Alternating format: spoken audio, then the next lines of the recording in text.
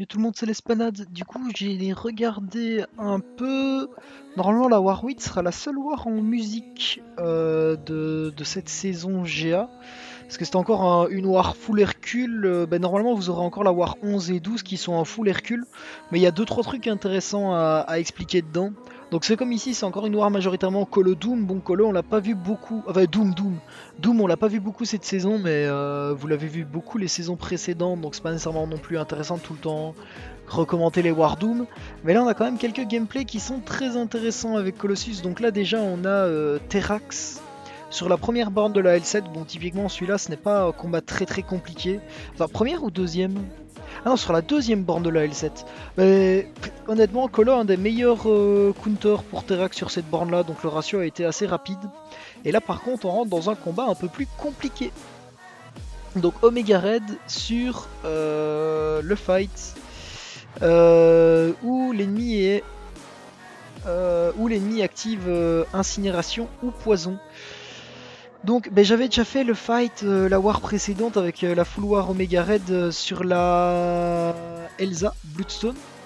Et je m'étais dit justement que quand mes spores n'étaient pas lock, genre si on se prend une incinération, c'est pas dramatique, faut juste pas en prendre trop. Et que du coup je pouvais potentiellement lancer, voilà, comme ici normalement je remets, lancer une heavy attack quand sa phase d'incinération est up. Donc tant que c'est qu'une heavy, en vrai c'est pas trop dramatique. Et ça permet de mettre la dégénération et de garder mes spores, donc de terminer le combat plus rapidement. Donc ici, il était en suicide, donc tant mieux, le combat s'est terminé plus rapidement que prévu. Mais on a bien vu, le combat, j'avais la totale maîtrise dedans, j'aurais pu aussi très bien le faire si mon adversaire n'était pas en suicide. Donc ici, Doom de sortie, Doctor Doom sur la 22, Purgatoire sur la 23, Doom passe très bien ces deux combats, mais par contre Colossus et Omega Red, en vrai Omega Red sur le Doom j'aurais pu le faire, mais ah oui putain merde, mais je viens de me rappeler de cette war-ci.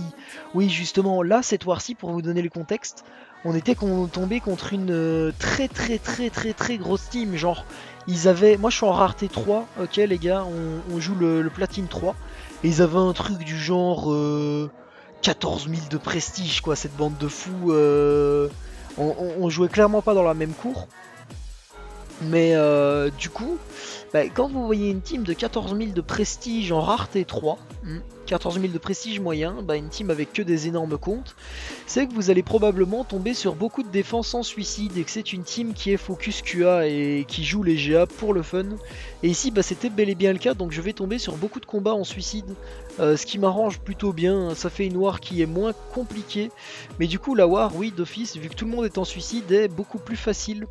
Bon ici typiquement j'aurais dû lancer mon SP2, mon SP2 l'aurait ouvert en deux, je ne sais pas pourquoi je ne le lance pas, mais soit je ne l'ai pas lancé. Normalement ici je mets la Dext, mais en mettant la Dext après il lance directement son SP2 le bougre. Donc je ne peux pas mettre la Dex puis mon SP3 lui mettre un full cycle, mais c'est pas grave. Pourquoi je mets la Dex sur la 22? Parce que quand on lance notre SP3 on gagne une grosse furie qui nous permet de taper beaucoup plus fort. Et ça fait gagner du pouvoir à l'adversaire. Donc premièrement on lui fait gagner du pouvoir, ce qui nous permet de plus facilement faire notre cycle. Donc quand il a une barre de pouvoir ennemi, on peut quand même lancer notre cycle et il montera en SP3. Et deuxièmement, il nous purgera pas la furie de notre SP3, ce qui est quand même plus intéressant si on veut faire des dégâts. Donc voilà, Doom contre Doom en suicide, c'était un Doom 6R4 je pense, si je dis pas de bêtises. Mais rien de compliqué, hein. Il est en suicide, j'ai envie de dire, donc je l'ai vraiment explosé. Donc là on se retrouve sur Purgatory. Ah, je mettais un soin d'équipe, oui, je mets un petit soin d'équipe ici, pour ce fight-ci. Et on va y aller comme prévu avec Doctor Doom. Doctor Doom, je trouve c'est la meilleure option pour faire la ligne Footloose. Parce que on peut faire, normalement si... Ah, j'ai peut-être bugué dans mes combos. Mais normalement c'est rapide, moyenne. Ah, encore une fois. Et on dirait bien que je ne fais pas le combo habituel. Mais normalement le combo de Doom sur Footloose, même en Alien Soir, c'est rapide, moyenne, rapide, heavy attack. Et du coup on n'a jamais la heavy de lock parce que on termine par une heavy. Et c'est très pratique. Parce que vu qu'on n'a pas notre heavy de lock, enfin vu qu'on a notre heavy, non justement, ça fait en sorte que Footloose soit setup sur notre heavy attack. Donc ça veut dire que si on met une heavy attack il s'évadera, mais on peut mettre une moyenne ou une rapide. Donc ça rend la borne dérisoire. Après, le seul problème, c'est quand on veut faire notre 6P3. Ici, bah, encore une fois, j'ai raté, ça fait trop longtemps, j'ai plus sorti Doom, j'ai un peu perdu mes habitudes. Mais le cycle SP3, du coup, ça va être moyenne, rapide, moyenne. Rapide, moyenne, rapide, moyenne. Avec ce cycle SP3 là, on peut faire un full cycle sans problème. Si on fait moyenne, rapide, moyenne, rapide, moyenne, rapide, moyenne. Donc, Doom, excellent sur Footloose. Après on continue ici, on voit la petite domino qui m'a posé gros problème, donc là gros problème sur une autre war, j'étais mort dessus, j'y étais retourné, j'ai failli remourir une deuxième fois.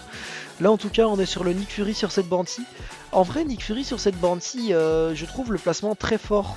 Je place moi-même mon Nick Fury, enfin mon Nick Fury, le Nick Fury dans mon groupe, je suis LoveGA, c'est pas le mien qui est en défense.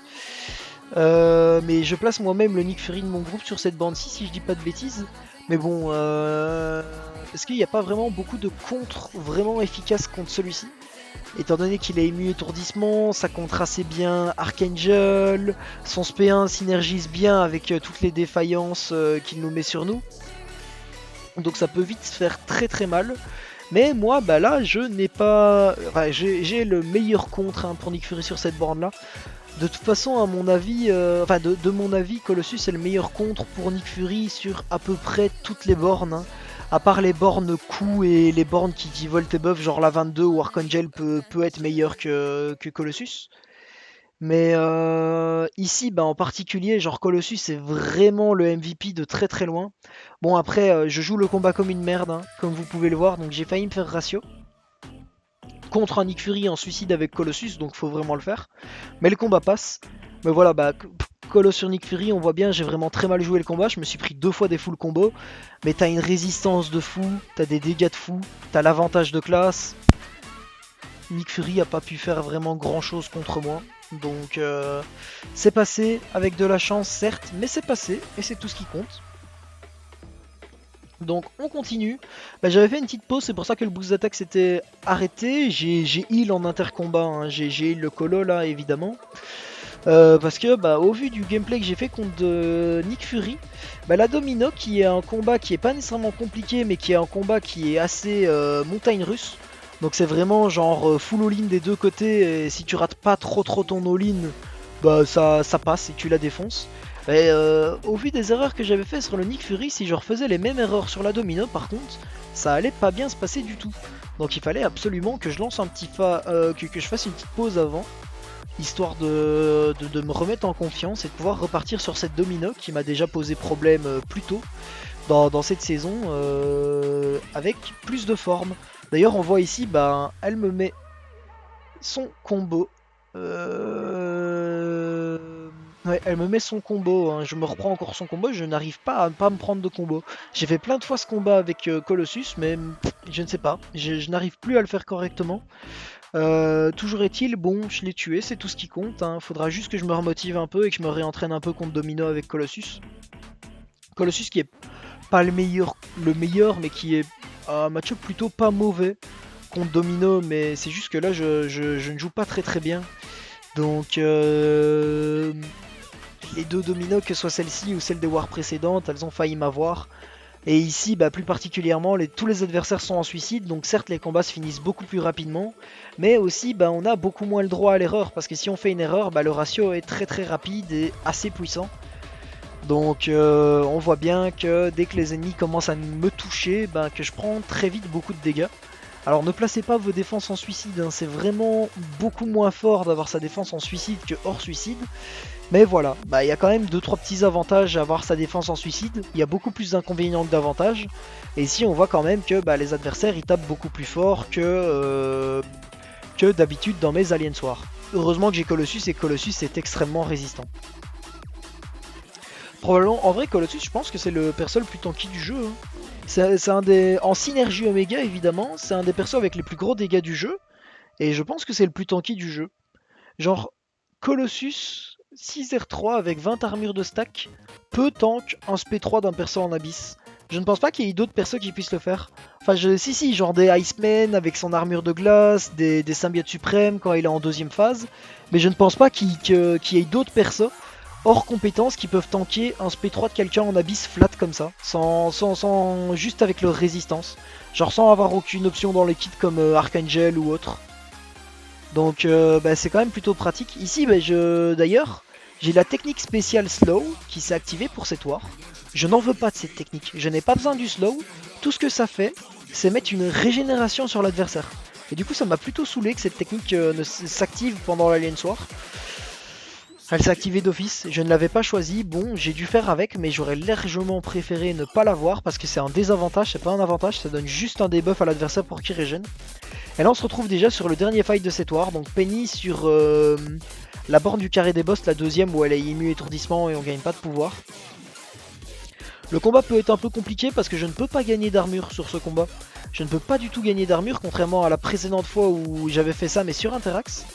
Mais après, en fait, j'ai l'impression que Penny, elle a un gros bouclier, mais qu'une fois que son bouclier est tombé, qu'elle prend vraiment beaucoup de dégâts. Et du coup, bah là, son bouclier est tombé et je suis mais vraiment... Enfin, je la frappe très vite, assez fort. Donc, vu que j'ai l'impression que Penny n'est pas très résistante, et ce qui fait vraiment chier, c'est son bouclier, bah au final, même...